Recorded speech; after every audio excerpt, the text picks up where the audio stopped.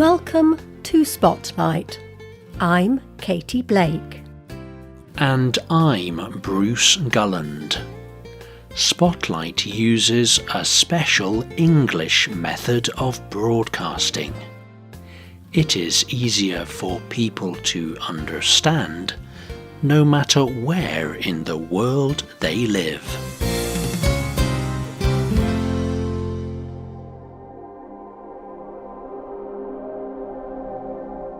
A man is having some problems with his home. His home is very old. There is black mould growing from the walls. Some of the walls are leaking water. So the man makes some major changes.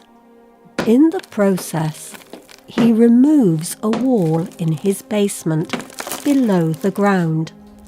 Behind the wall, he finds a strange hole. He cannot see the bottom of the hole. There is no light, but the air smells clean. He and some of his friends explore the hole. As they enter, they shine their lights into empty space.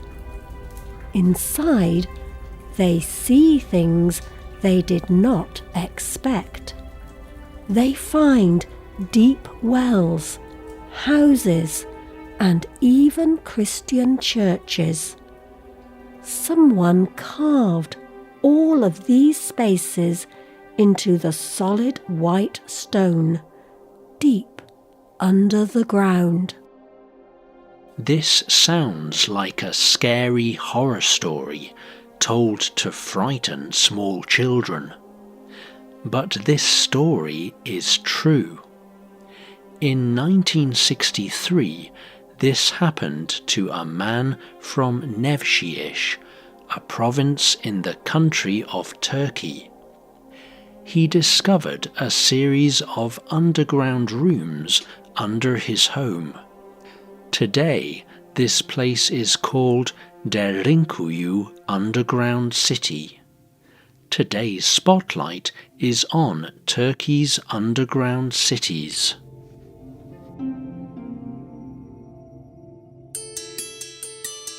Nevşehir is a very ancient place. It is part of an even larger area once called Cappadocia. In the ancient Greek and Roman empires, Cappadocia was famous. Even at that time, it was famous for its landscape of strange mountains and valleys. Much of the area is desert. Tall columns of rock stand in the middle of the desert. These rock columns formed because of ancient volcanoes. Ash came from inside the volcanoes. This grey, powdery substance filled the sky. It even blocked the sun. The ash covered the ground for many kilometres. Over many years, the ash pressed together to become stone. Stone formed this way is called tuff. Tuff is a rock, but it is still very soft. Over the centuries, the wind and rain shaped the tuff into the mountains of modern-day Nevşehir. But the soft tuff is also very easy for people to shape. It was easy for any person to make a mark in the stones of Nevşehir. It is so soft that people can shape it with their fingers. Over time, people carved many things into the tuff. Some even built shelters in the rock. The mountains are full of large holes. People dug these holes to make houses. For ancient people, this was easier than making a house out in the open. It was also easier to defend than houses above the ground. These small structures became underground cities. Still, most of the structures under Cappadocia are not as big as buildings above ground. But the city of Derinkuyu is different. Scientists estimate that over 20,000 people could have lived there. In 2013, construction workers uncovered another series of caverns under Nevşehir city. Archaeologists are scientists who study these ancient ruins. They have explored some of this area, but there is still much more to see. Murat Gulyas is the director of the Nevşehir Museum. He told the National Geographic magazine, "It is not possible to say how big the city is, but we can estimate from the city's position, protection, and closeness to a water supply. We expect that it covers a very large area."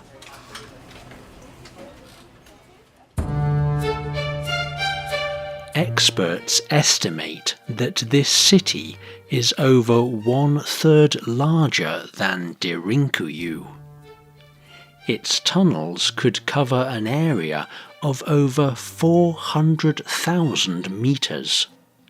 Thousands of people live above the ground in Nevşehir city.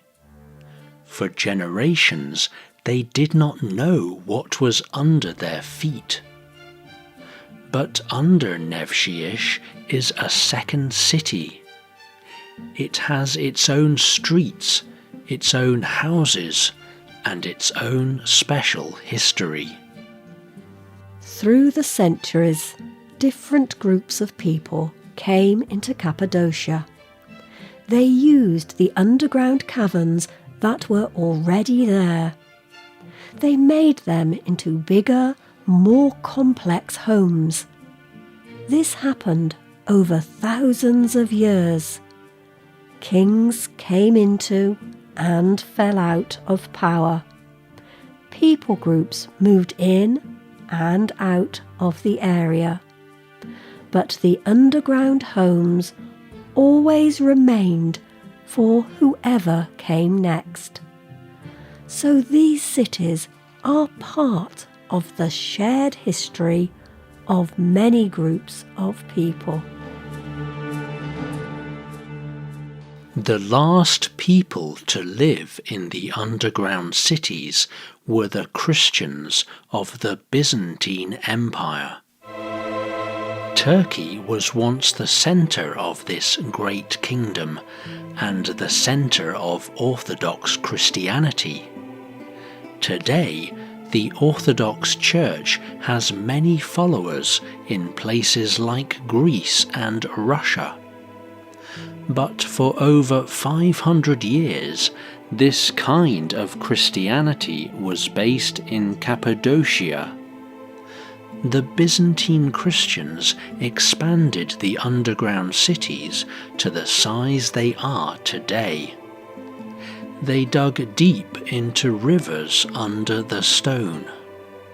That way, they did not have to go to the surface for water.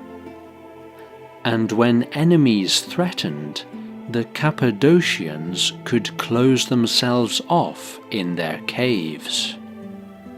But in 1453, the Turkish people defeated the Byzantine Empire. Some Christians remained in the area, but people stopped using the underground cities very much. From then until now, people in modern-day Cappadocia are finding strange spaces beneath their houses, and they are still using these spaces carved from the tuff. People do not use them for hiding now. Instead, most of these ancient cities have become tourist attractions. People come from all over the world to visit. Another use for the underground space is storing food crops. The temperature is cool and stays cool all day. This is perfect for keeping local crops like potatoes. And now, many people can make extra money from their underground space. Okan Yazgan manages a hotel in Cappadocia. He told the Guardian newspaper, "We have a cave store that holds 100 tons, but we do not have a large enough space above ground for growing potatoes. So we rent our space to people who can grow the crop." Yazgan may not know it, but he is following an old tradition that goes back to ancient times. Cappadocian Christians also used their underground space for storing food. People in Cappadocia have an ancient connection with what is under the earth. Over the centuries, they have found different ways to use these special underground spaces. People like Yazgan will always find ways of using special resources. And someday they may live again in cities underneath the earth.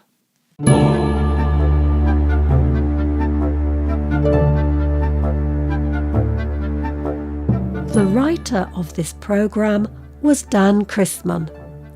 The producer was Luke Haley. The voices you heard were from the United Kingdom and the United States. All quotes were adapted for this programme and voiced by Spotlight. You can listen to this programme again and read it on the internet at www.radioenglish.net. This programme is called Cities Under the Ground. Tell us what you think about today's programme. You can leave a comment on our website or email us at radio@radioenglish.net and find us on Facebook. Just search for Spotlight Radio. We hope you can join us again for the next Spotlight programme. Goodbye.